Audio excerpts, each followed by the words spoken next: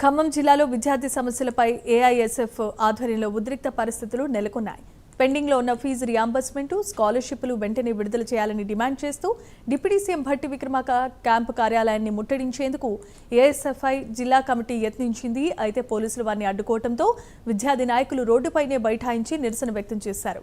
ఖమ్మం జిల్లా కేంద్రంగా ప్రభుత్వ విశ్వవిద్యాలయం ఏర్పాటు చేయాలని కూడా డిమాండ్ చేశారు. విద్యారంగ సమస్యలను ప్రభుత్వం వెంటనే పరిష్కరించకపోతే ప్రగతి భవన్ను ముట్టడిస్తామని హెచ్చరించారు.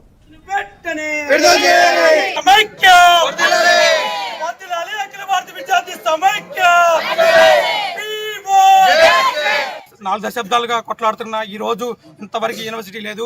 అదేవిధంగా ప్రభుత్వ జూనియర్ కళాశాలలో మధ్యాహ్న భోజన పథకాన్ని అమలు చేస్తామని అసెంబ్లీ సాక్షిగా మన భట్టి విక్రమార్క ప్రకటించారు. ఇంతవరకు ఎక్కడ జూనియర్ కాలేజీలో కానీ విద్యార్థులు అల్పాహారం కానీ ఎక్కడ ప్రకటించే పరిస్థితులు లేదు. తక్షణమే ఈ పెండింగ్లో ఉన్న ఫీజు రింబర్స్మెంట్ని ఖమ్మం జిల్లా కేంద్రంగా జనరల్ యూనివర్సిటీని ఏర్పాటు చేయాలని ఏఐఎస్ఎఫ్గా డిమాండ్ చేయడం, లేని పక్షంలో డిప్యూటీ సీఎం ప్రగతి భవన్ ముట్టడిస్తామని ఈ సందర్భంగా తెలియజేస్తున్నాం. 10,300 కోట్ల రూపాయలు పెండింగ్ బకాయిలుంటే కనీసం విద్యారంగ సమస్యలు పరిష్కరిస్తాం మేము అధికారంలోకి వస్తే, ఈ రాష్ట్రంలో ఒకేసారి విద్యారంగ సమస్యలు పరిష్కరిస్తాం, రియంబర్స్మెంట్ ఒకేసారి సెటిల్మెంట్ చేస్తామని చెప్పినటువంటి ఈ రాష్ట్ర ముఖ్యమంత్రి 3 సంవత్సరాల కాలం పూర్తవుతున్నప్పటికీ కనీసం విద్యారంగానికి ఈ రాష్ట్ర ప్రభుత్వం వల్ల ఒరిగిందేం లేదని చెప్పని ఏఐఎస్ఎఫ్గా మేము ప్రశ్నిస్తూ ఉన్నాం.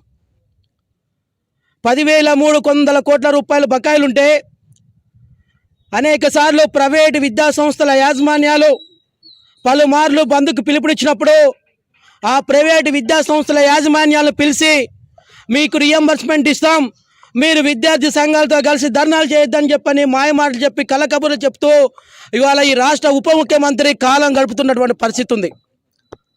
తక్షణమే రాష్ట్ర వ్యాప్తంగా ఉన్నటువంటి రియంబర్స్మెంట్ స్కాలర్షిప్స్ విడుదల చేయకపోతే ఏఐఎస్ఎఫ్గా మీ ఇళ్లను ముట్టడిస్తామని చెప్పేసి ఈ సందర్భంగా తెలియజేస్తూ